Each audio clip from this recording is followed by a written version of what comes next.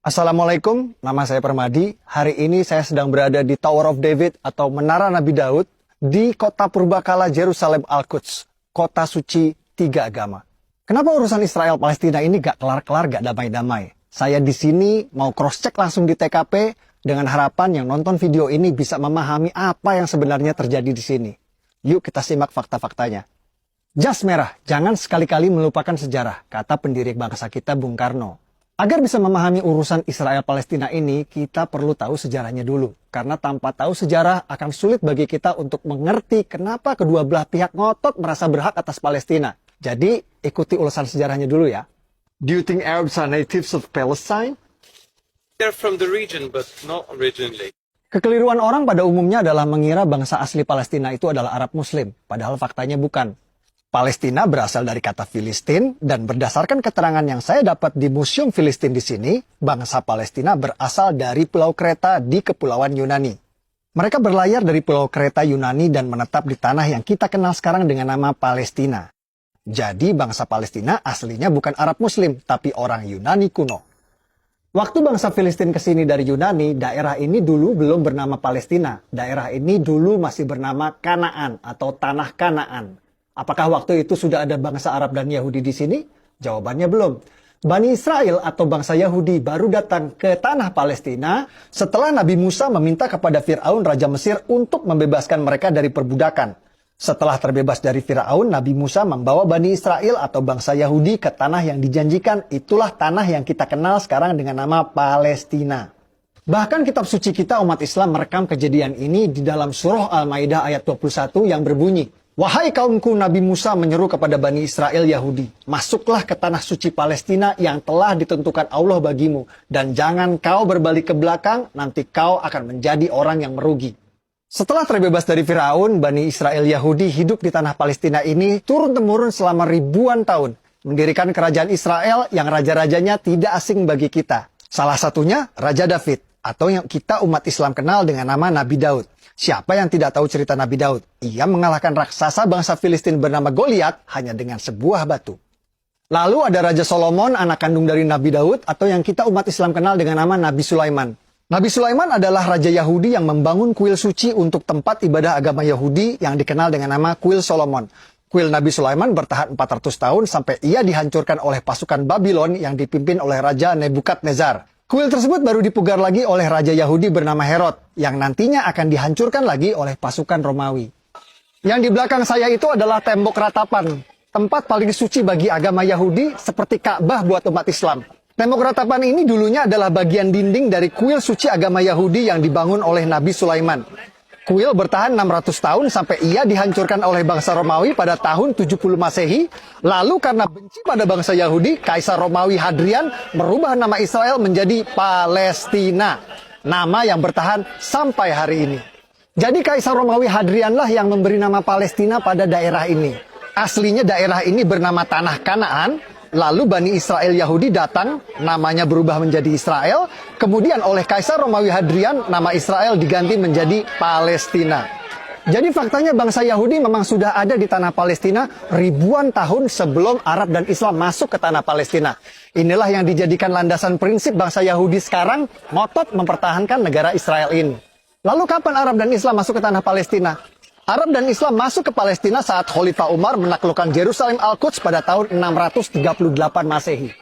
Tempat ini bernama Umar bin Khattab Square atau alun-alun Umar bin Khattab.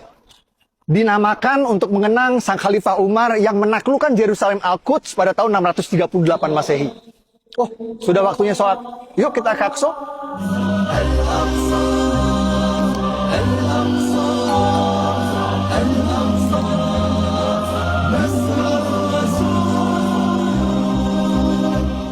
Waktu Khalifah Umar ke sini, Masjid Aqsa Qibli ini belum ada.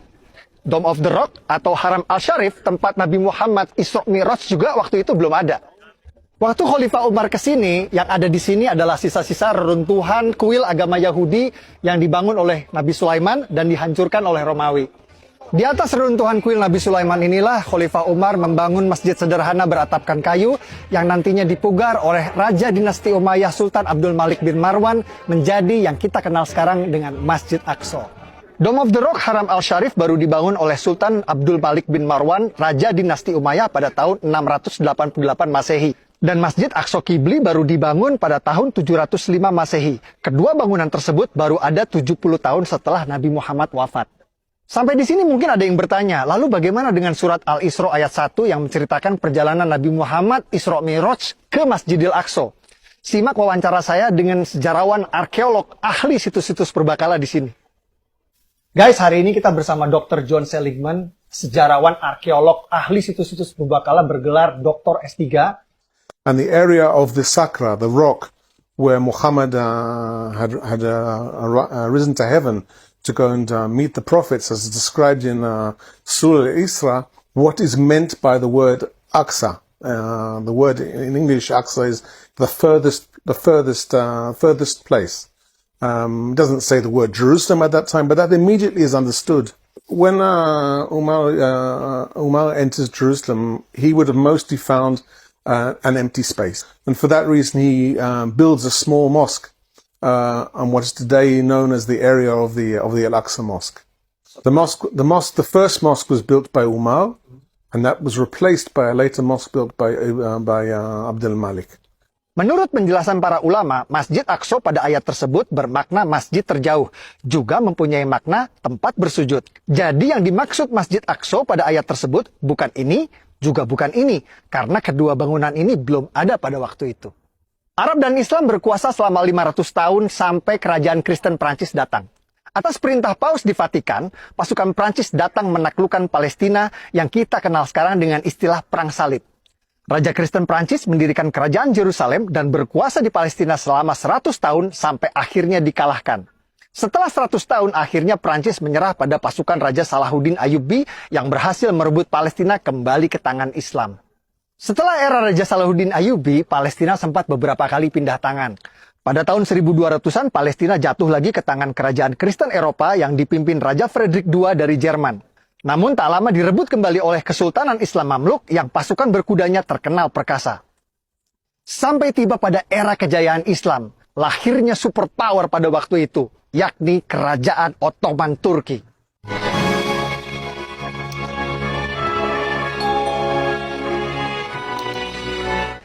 Ottoman Turki menguasai Palestina selama 400 tahun, namun Ottoman Turki tidak punya visi seperti kerajaan Kristen Eropa untuk membangun Palestina. Ambisi Sultan Ottoman justru memperluas kekuasaannya ke Eropa. Ottoman fokus menaklukkan kerajaan-kerajaan Eropa dan Palestina menjadi sebuah provinsi yang terlupakan. Setelah 400 tahun terlupakan, Palestina lagi-lagi akan menjadi ajang perebutan berdarah yang akan berlangsung sampai hari ini. Semua berawal saat Perang Dunia Pertama terjadi.